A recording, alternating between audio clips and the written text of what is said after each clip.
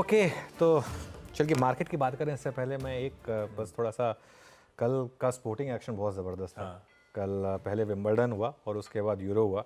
खैर यूरो देखने के लिए नहीं जग पाए, इतनी हिम्मत नहीं थी, लेकिन विंबलडन पूरा देखा था। यूरो में खैर स्पेन ने जीता, लेकिन मेरे लिए ज़्यादा ज़रूरी था जिस तरीके से कल कार्लोस अल्काराज ने जोकोविच को जिस तरीके से हराया। मतलब हरा दिया वो अलग बात है, लेकिन जिस तरीके से हराया, मतलब एक आई थिंक जोकोविच के करियर में पहली बार ऐसा हुआ होगा कि एक वन वे थ्रैशिंग फाइनल में मिली। जोकोविच I think one of the greatest of all time और काफ़ी मतलब हम्बल इंसान भी है, लेकिन कल जो हुआ ना मैच, उसने एक चीज़ सिग्नल कर दी है कि फाइनली अब ऑफिशियली टेनिस में बिग थ्री इज़ ओवर और नेक्स्ट जनरेशन अब फाइनली पूरी तरीके से तैयार है, जो होना भी चाहिए वैसे लाइफ में भी और स्पोर्ट्स में भी। ये नियम है, एक फेज़ आता है, एक फेज़ आगे जाएगा तभी दूसरा फेज़ आगे आएगा। ये नियम है और ये हर जगह एप्लीकेबल है, और स्पोर्ट्स और लाइफ तो सब एक जैसी है, तो इसके लिए ये कल हुआ, तो ये एक इंटरेस्टिंग चीज़ है। चलिए अब आते हैं मार्केट पर। और मार्केट में ना मैं एक चीज़ कहूँ, एक इंटरेस्टिंग चीज़ हुई जो अनफॉर्चुनेट इंसिडेंट हुआ, जो डोनाल्ड ट्रंप के ऊपर हमला हुआ। आई थिंक वो एक इम्पॉर्टेंट चीज़ है, थोड़ी देर में उसको डिटेल में भी डिस्कस करेंगे, लेकिन तो फुटेज काफ़ी मतलब थोड़ी सी डरावनी तो थी, लेकिन उसके बाद जिस तरीके से डोनाल्ड ट्रंप ने उठकर फिस्ट पंप किया, वो बहुत लोग ये बोल रहे हैं कि इसका क्या एक अजम्पशन ये लिया जाए कि अब डोनाल्ड ट्रंप जीतने वाले हैं। मैं सुबह एक एडिटोरियल पढ़ रहा था, वो एक ट्रंप क्रिटिक का एडिटोरियल है, और उन्होंने बोला है कि उन्होंने भी अपना व्यू चेंज कर लिया है, और अब this is Trump's election to lose. मतलब अनलेस कुछ बड़ा हो जाए, अब यूएस के तो लोगों ने बोल दिया है कि ट्रंप इज़ विनर, और ट्रंप का जीतना मतलब मार्केट के लिए एक अच्छी खबर है वो। क्योंकि वो पिछली बार भी जब वो थे तो उनके कार्यकाल में काफ़ी बड़ी रैली हुई थी मार्केट में। अच्छा, बहुत लोगों को लगता है कि अगर ट्रंप वापस आएंगे तो क्या इंडियन आईटी और फार्मा स्टॉक पर फिर सेलिंग प्रेशर आएगा। मेरा मानना है कि नहीं होगा ऐसा। पिछली बार भी वो सिर्फ एक रेटरिक था, लेकिन उसके बाद उन्होंने ऐसा कुछ किया नहीं था जिससे हमारे सेक्टर्स पे कुछ बड़ा इम्पैक्ट हुआ हो। तो इसके लिए मैं उसको भी नहीं मानता कि कोई बहुत बड़ा इम्पैक्ट होगा यहाँ से। और एक चीज़ देखते हैं अब आगे इसका कितना इम्पैक्ट आता है। क्या एक यूएस मार्केट में भी एक रैली आएगी, क्या एक वन वे रैली की शुरुआत होगी वहाँ पर। फ्राइडे को एक और इंटरेस्टिंग चीज़ हुई आशीष, कि फ्राइडे को एफआईएस ने 4,000 करोड़ की कैश मार्केट में बाइंग की। खैर ऑब्वियसली उसमें काफ़ी कुछ आईटी में गया होगा, लेकिन ये नंबर सबसे इंपॉर्टेंट है। यहाँ से अगर एक आंकड़ा आपको देखना है, वो है एफआईएस की कैश मार्केट बाइंग। देखिए एफआईएस के इंडेक्स फ्यूचर्स की बाइंग होती रहती है, स्टॉक फ्यूचर्स की बाइंग होती रहती है। उसको मैं कभी मार्केट मूविंग में एक पर्सपेक्टिव में लेता हूँ कि ठीक है ट्रेडिंग है, लेकिन जो कैश मार्केट की बाइंग होती है ना, वो एक अलग ही होती है। कैश मार्केट में 2,000 करोड़ की बाइंग फ्यूचर्स की 6,000 करोड़ की बाइंग से भी ज़्यादा होती है, क्योंकि कैश आप कमिट कर रहे हैं उसमें। तो इसके लिए वो बहुत इंपॉर्टेंट है कि अगर कैश में खरीदारी शुरू हुई, क्योंकि अगर ऐसा हो गया, रिटेल का तो पैसा ऑलरेडी है मार्केट में काफ़ी, उसको लगाने की ज़रूरत भी नहीं है। अगर ये हो गया तो अगले कुछ दिनों में रोज़ 100 से 200 पॉइंट की निफ्टी रैली पॉसिबल है। और अगर ऐसा ही हुआ तो प्री बजट में ही एक 25,000 पॉसिबल है हो जाए निफ्टी में। एक रिस्क है लेकिन मार्केट में बस, और वो रिस्क क्या है, बाजार में जो कैपिटल गेंस टैक्स को लेकर एक हल्का सा रिस्क उड़ रहा है कि क्या long term capital gains 1 to 3 year होने वाला है। अगर वो हो गया तो कोई दिक्कत इतनी नहीं है। रेट बढ़ गया तो दिक्कत है, 1 to 3 हुआ तो भी थोड़ी दिक्कत है, लेकिन इतनी नहीं है, मार्केट बचा लेगा। लेकिन रेट बढ़ गया तो थोड़ी सी चिंता होगी। और एक चीज़ जो बहुत लोग बोल रहे हैं कि क्या एफ&ओ में कुछ चेंजेस आएंगे नहीं आएंगे, जिस तरीके के एसटीटी कलेक्शंस हो रहे हैं ना, अभी थोड़ी देर में आऊँगा उसके ऊपर, मुझे लगता नहीं कि कोई बहुत ज़्यादा उस पर चेंजेस करने की ज़रूरत है सरकार को। और बहुत लोग पूछते हैं कि वैल्यूएशन का क्या। निफ्टी की वैल्यूएशन अभी भी महंगी नहीं है। मैं उस दिन गौतम दुगर से बात कर रहा था, अभी भी हम कोई चांस ही नहीं है कि मतलब बबल जोन में गए हों, अभी भी ठीक ठाक वैल्यूएशन है। और अगर आपको गलती करनी भी है इस मार्केट में, तो जो बाबा मैं कहता हूँ लॉन्ग साइड पर करें। मैक्सिमम क्या होगा, वर्स्ट के सिनेरियो में आपका स्टॉप लॉस लग जाएगा, आप बाहर हो जाएंगे, लेकिन रहिए मार्केट में लॉन्ग साइड पर ही। तेजी करिए। और बिगल तो नया बच चुका है, देखिए बड़ी जगह स्क्रीन पर हर जगह दिख रहा है, अब की बार 25,000। अच्छा एक सॉरी वो डायरेक्टर साहब ने सही याद दिला दिया। पिछले दिन का लोगों को स्टॉप लॉस लगाकर आपको लॉन्ग कैरी करना, एक टेबल, ये टेबल आपको याद होगी, हमने पिछले पूरी टाइम से 23,350 से एंजॉय करी थी, वो टेबल एंजॉय करी थी। अब देखिए अभी ये सिर्फ 2 ही दिन हुए हैं, लेकिन जुलाई 10, जुलाई 11, जुलाई 12, 24,141, 24,193, 24,331 चांसेस हैं क्योंकि आज हम ऑलरेडी 24,500 पर हैं और आज एक 80-90 पॉइंट का गैप अप हो रहा है। आज का लो जुलाई 12 से तो ऊपर ही होगा, ठीक है, तो आज एक और फिर हायर लो बन जाएगा। तो ये टेबल फिर से मेरे ख्याल से, और जितने सेशन बजट में बाकी हैं, पॉसिबल है कि ये बजट तक इस तरह की एक और समीकरण बैठ जाए आपके लिए। मोमेंटम इंटैक्ट रहेगा भैया। ये हो गई बढ़िया सी प्रीवियस डे के एसएल लगा के हमने बहुत बढ़िया लास्ट टाइम रैली एंजॉय करी थी और एकदम सही टाइम पे उस रैली से चेकआउट कर गए। जब वो स्टॉप लॉस ट्रिगर हुआ, अपन बाहर हुए, उसके बाद से आपने देखा था कैसे कंसोलिडेशन, वीकनेसेस के जोन्स भारतीय बाजार में लौट के आए थे। अब वापस मोमेंटम टूल पकड़ रहा है, 25,000 की तैयारी और प्रीवियस डे का SL is back in action. अच्छा, आगे बढ़ूं, ग्लोबल पे जाऊं, सब कुछ पॉजिटिव में। आपने अपफ्रंट कह दिया, एक ही निगेटिव था, वो हमारा इन्फ्लेशन का प्रिंट। एक तरफ इन्फ्लेशन का प्रिंट आया, दूसरी तरफ वो टैक्स कलेक्शन के नंबर्स आए। पहले एक बार उस एलिफेंट इन द हाउस को भी एड्रेस कर लिया जाए, उसके बाद आगे बढ़ते हैं। बिल्कुल, देखिए महंगाई की बात पहले कर लेते हैं। हाँ। क्योंकि जो रिटेल आंकड़ा है वो थोड़ा बढ़कर आया है, 4.75 से बढ़कर 5.08% पर हुआ है, और फूड इन्फ्लेशन उसमें काफ़ी इंपॉर्टेंट है, 8.69 से 9.36, और वेजिटेबल्स 27.33 से 29.32। ये दिक्कत का मामला है। और अगर आप अर्बन सीपीआई देखेंगे वो भी बढ़ी है, 4.15 से 4.39 पर आई है। तो मार्केट में अगर एक वरी फैक्टर है तो वो ये है, और ये एक और रीज़न है कि शायद बैंक्स अंडर परफॉर्म कर रहे हैं, क्योंकि अब अभी भी क्लियर है कि अभी भी रेट कट के कोई गुंजाइश है नहीं यहाँ पर। तो ये एक थोड़ा सा मुझे लग रहा है कि दिक्कत वाला मामला हो सकता है मार्केट के लिए। लेकिन दूसरी तरफ टैक्स कलेक्शन शानदार है, और इतनी शानदार है tax collection, net collection 19.5% year to date, 5.74 lakh crore पर, ग्रॉस कलेक्शन 6.4 लाख करोड़ पर, और उसमें मैं एक नंबर पर फोकस करना चाह रहा था, एसटीटी कलेक्शन। आशीष, एसटीटी कलेक्शन 16,634 करोड़, मेरे ख्याल से 128% बढ़ा है। 16,600 करोड़ का एसटीटी कलेक्शन है इस समय। ये आपको बता रहा है क्या वाइब्रेंट कैपिटल मार्केट है। अच्छा, ये एक और कारण है कि मुझे लग रहा है कि समहाउ क्यों इसको आप छेड़ना चाहेंगे भाई जी, इतना टैक्स आ रहा है आपका, तो क्यों आप इसको छेड़ना चाहेंगे ज़बरदस्ती। और ये कुल मिलाकर आई थिंक एक दूसरे को थोड़ा सा सेट ऑफ कर रहे हैं। ये जो टैक्स का डेटा आया ये इतना पॉजिटिव है कि जो थोड़ा सा वीक इन्फ्लेशन का डेटा आया शायद उसको सेट ऑफ करते हैं। हाँ, आजकल वैसे बाजार का मन होता नहीं है पूरी खबर सुनने का, तो इन्फ्लेशन के प्रिंट को पता नहीं कितना तवज्जो देंगे, लेकिन हाँ, प्रिंट खराब है, इसमें कोई दो राय नहीं, इसमें कोई शक नहीं। अब चलिए जरा सा ग्लोबल मूड की तरफ बढ़ा जाए। गिफ्ट निफ्टी सुबह से हरे निशान में शुरुआत होने के इस नए हफ्ते के इंडिकेशन दे रहा है। 85 से 90 पॉइंट के गैप की हम तैयारी कर रहे हैं। 1/3% से ज्यादा मजबूत गांधीनगर में गिफ्ट निफ्टी इस समय ट्रेड करता हुआ। भाई एशिया जरूर मिला जुला सा है, पस सा नजर आ रहा है, मजा नहीं आ रहा है एशिया को देखते हुए। अदरवाइज यूएस का हैंडओवर तो बढ़िया था। ये देखिए एशिया लार्जली सारे निकेई बंद है, जापान के मार्केट्स मरीन डे के चलते छुट्टी बना रहे हैं। बाकी जो खुले हुए निकेई तो वैसे भी डेवलप्ड मार्केट है, उस पर ज्यादा तवज्जो हम देते नहीं है, बाकी सब पस्त पड़ा हुआ है मामला। पर यूएस से हैंडओवर बढ़िया है। अगर मैं फ्राइडे को देखूं तो सारे बेंचमार्क्स आधे से 2/3% मजबूत थे। डाउ पहली बार 40,000 के पार निकल गया, और आज सुबह के फ्यूचर्स भी ठीक ही ट्रेड कर रहे हैं। इन ग्रीन हल्की मजबूती के साथ फ्यूचर्स में कामकाज होता हुआ, ये देखिए 1/4% के आसपास मजबूत। तो हैंडओवर तो बढ़िया मिला है यूएस से। गिफ्ट निफ्टी ठीक ही कह रहा है मजबूत खुलेंगे, लेकिन बहुत कुछ हुआ इस बीच। यूएस में बहुत सारे दिग्गज बैंक्स के नंबर्स, और उसके बाद जो अपन ट्रम्प साहब की चर्चा कर रहे थे, वो सैट जो अटैक हुआ वगैरह वगैरह, इन सब का निचोड़ है क्या, ये समझ लिया जाए। Neeraj ji, good morning.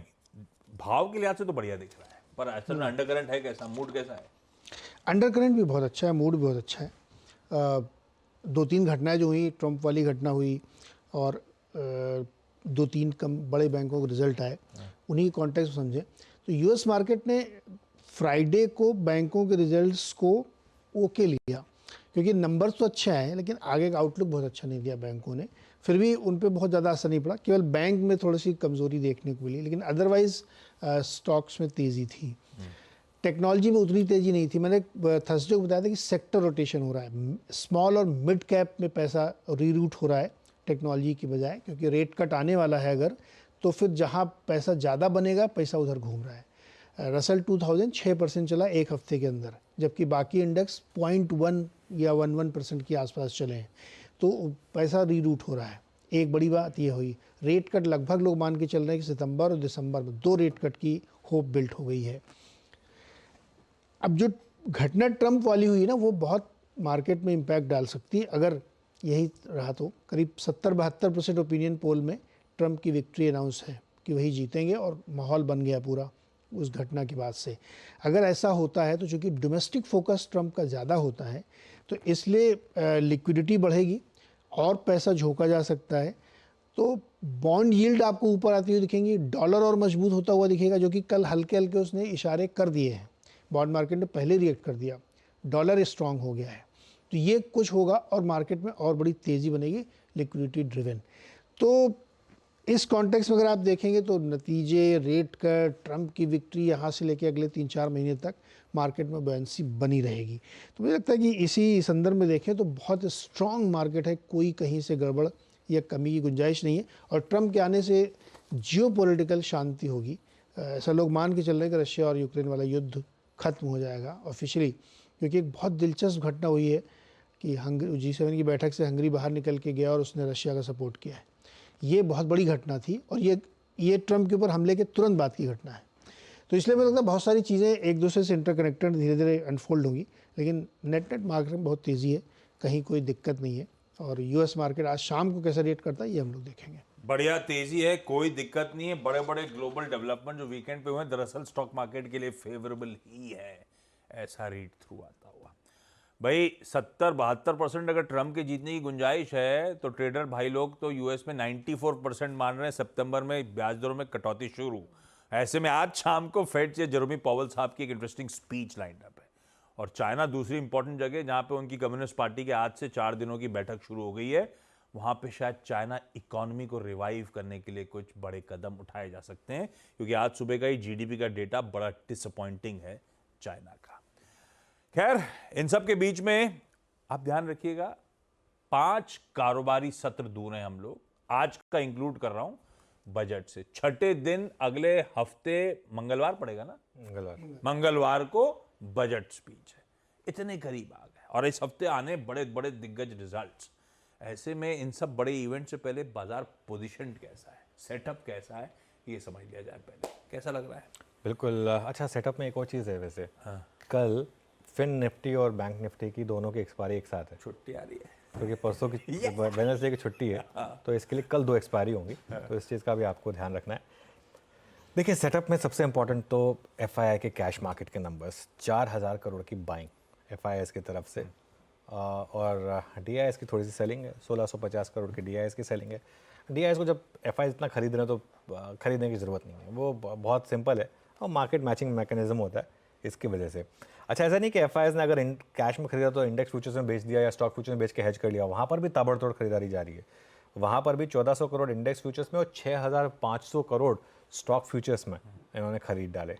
और with in index futures Nifty में थोड़ी सी ज़्यादा है 760, लेकिन इवन बैंक निफ्टी में भी बाइंग ही हुई है 640 करोड़ की। और आप ट्रेंड आएगा आपकी स्क्रीन पर, 3-4 दिन तक जो सेलिंग हो रही थी लगातार इंडेक्स फ्यूचर्स में, वो रिवर्स हुई और अच्छी खासी बाइंग 1400 करोड़ की। लॉन्ग शॉर्ट भी 16000 लॉन्ग जुड़े सिस्टम में, 4000 शॉर्ट कम हुए। और अब वापस अगर आप वो ग्राफ देखें या वो टेबल देखें तो उसमें आपको दिखाई देगा एक डिप आई थी, अब वो हल्का सा वापस उसमें अपटिक आई, वो टेबल में भी दिख जाएगा आपको। 385 तक गए थे हम, 386 तक, 386 से कम होकर 36 तक आ गए थे in terms of net long, अब वापस 327 पर। ये इसने एक और मिथ ब्रेक किया है, ये मिथ ब्रेक किया है कि एफआईआईएस की अगर इतनी ज़्यादा लॉन्ग रिकॉर्ड लॉन्ग है तो मार्केट नहीं चल सकता। इतने ज़बरदस्त रिकॉर्ड लॉन्ग्स के बावजूद मार्केट चला है, ये अपने आप में एक लेसन है। और इंडिया वेक्स थोड़ा सा डाउन हुआ, करीब 2%।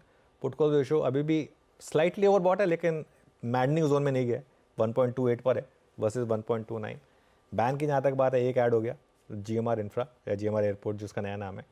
बाकी ऑलरेडी एक लंबी चौड़ी लिस्ट आपकी स्क्रीन पर आ जाएगी, मैं उसको पढ़ना नहीं चाहता क्योंकि बहुत लंबी है वो लिस्ट, लेकिन उसके हॉट बोर्ड आपकी स्क्रीन पर फायर हो जाएंगे। आई थिंक 2-3 सेट में फायर करने पड़ेंगे क्योंकि इतने स्टॉक्स बैन में हैं। तो खैर, ये थोड़ा सा एक भली दिक्कत मान ले, लेकिन सेटअप ठीक है, कोई दिक्कत नहीं।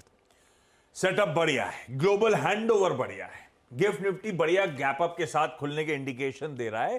हालांकि काफी हद तक सटल हिंट मिल गई है हमारा मार्केट्स का अप्रोच क्या रहने वाला है, हमारे इवेंचुअल टारगेट्स क्या हैं और कहां एसएल प्लेस्ड करने हैं। अपने को अपने रिस्क का असेसमेंट होना चाहिए, बाजार जो दे रहा है वो अपनी जगह, लेकिन फिर भी अब इस गैप के बाद कैसे समीकरण बैठेंगे, निफ्टी में क्या वॉच आउट करेंगे, क्या लेवल्स होंगे? बिल्कुल। तो अच्छा आशीष, मैं एक चीज़ बोलूँ, मैं एक बार आज के लेवल्स पर आऊँ और सब बात करूँ, वो अपनी जगह है। हाँ।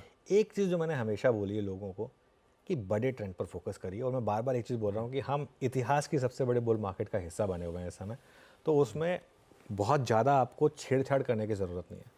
मैं एक एग्जांपल देता हूँ। मैं तो खैर ज़्यादातर मेरी इन्वेस्टमेंट डायरेक्ट इन्वेस्टिंग तो बहुत कम, इक्का दुक्का स्टॉक में ही है, लेकिन ज़्यादातर तो वाया म्यूचुअल फंड्स ही है। मैं अपना खुद का म्यूचुअल फंड का पोर्टफोलियो देख रहा था कल ऐसे ही एक बार देखने के लिए, ज़बरदस्त रिटर्न्स है। ठीक है, तो मैं मतलब बाय एंड होल्ड में जो पावर है ना, वो एक्चुअली और किसी चीज़ में है नहीं। ना आपको एसटीटी लगता है, ना आपको कुछ ज़्यादा कैपिटल गेंस टैक्स देना पड़ता है, सिर्फ एंजॉय करिए उसको। तो ये जो टेम्पटेशन होती है ना कि हर स्विंग हमको पकड़नी है, उससे थोड़ा सा बचना चाहिए। लेकिन अब ऑब्वियसली क्योंकि बहुत ज़्यादा ट्रेडिंग साइकी है लोगों की, इसके और ऐसा नहीं कि ट्रेडिंग पैसा नहीं बनता, बड़ा पैसा भी बनता है, लेकिन बड़ा ट्रेंड अगर आपने एक बार उसमें आ गए ना, उसको छोड़िए मत, बड़े ट्रेंड को, उसमें बने रहिए। वो अपसाइड का है, और वो किसी भी आप टाइम फ्रेम में देख लीजिए, daily, monthly, hourly, quarterly, yearly, सब में आपका है। तो उसमें आपको बस बने रहना और कुछ करने की ज़रूरत नहीं है। सिंपल एक ETF इन्वेस्टिंग में आपको 24-25% बना के दे दिए होंगे, और कुछ क्या करने की ज़रूरत है। खैर एनीवे, अब आते हैं लेवल्स टू वॉच। पहला सपोर्ट 24,400 टू 24,500 ऑप्शंस का जोन, और न्यूट्रल जोन जो था वो। बड़ा सपोर्ट 24,331 फ्राइडे का लो। रेजिस्टेंस कहाँ मिलेगी? पहली रेजिस्टेंस मिलेगी आपको 24,592 पर फ्राइडे का हाई, और बड़ी रेजिस्टेंस 24,650 से 24,715, जहाँ पर आपके ऑप्शन राइटर्स बैठे हैं। ये मार्केट कैरी करने का है। आपको डे ट्रेडिंग में शायद इतना रिवॉर्ड ना करे मार्केट, लेकिन कैरी करने वालों को अच्छा फ़ायदा मिलेगा। बाय जोन कहाँ पर है? किसी कारण से अगर आपको 24,450 से 24,550 मिल जाए तो वो एक बाय जोन होगा 24,331 के स्टॉप के साथ। थोड़ा डीप रखना पड़ेगा आपको स्टॉप, क्योंकि अगर टारगेट बढ़े हैं 25,000, 25,200 के, तो थोड़ा आपको 150-200 पॉइंट का स्टॉप रखना पड़ेगा। ये होगी आज की ट्रेड। अगर किसी को करना ही है सेल, तो सेल ट्रेड सिर्फ एक कंडीशनल सेल है। कंडीशनल सेल है, और वो भी इसलिए क्योंकि हर कोई बुलिश हो गया और अगर हाई लेवल पर सेलिंग आ गई।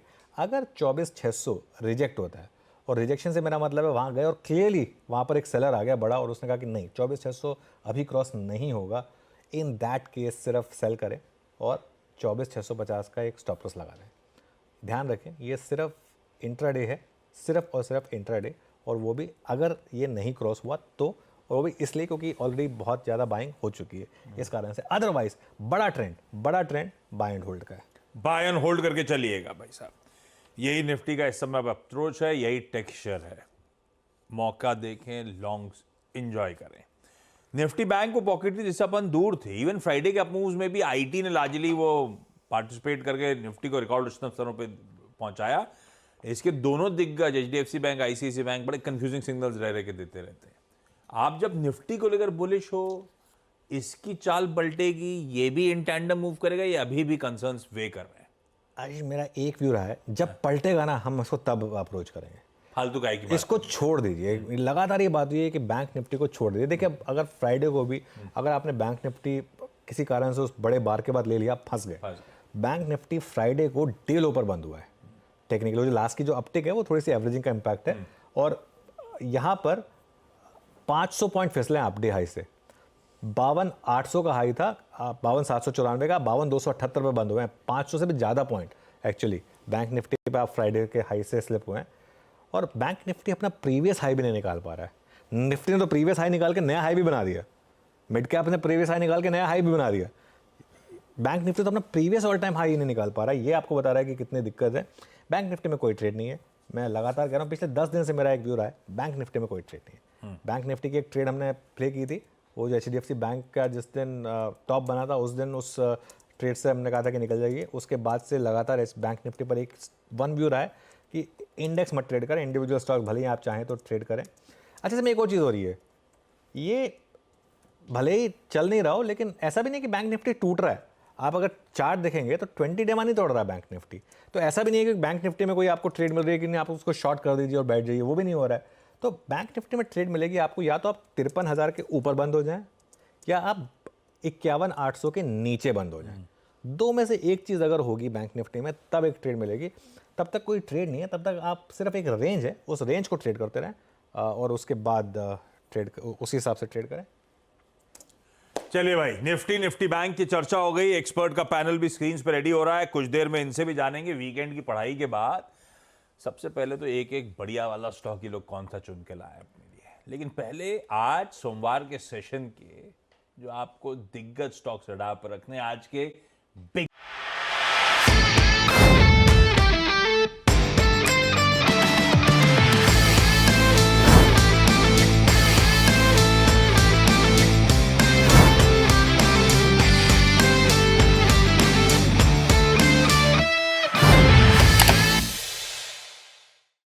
बता दें कि मनी कंट्रोल पर दिए गए विचार एक्सपर्ट्स के अपने निजी विचार होते हैं। वेबसाइट या मैनेजमेंट इसके लिए उत्तरदायी नहीं है। यूजर्स को मनी कंट्रोल की सलाह है कि कोई भी निवेश निर्णय लेने से पहले सर्टिफाइड एक्सपर्ट की सलाह लें।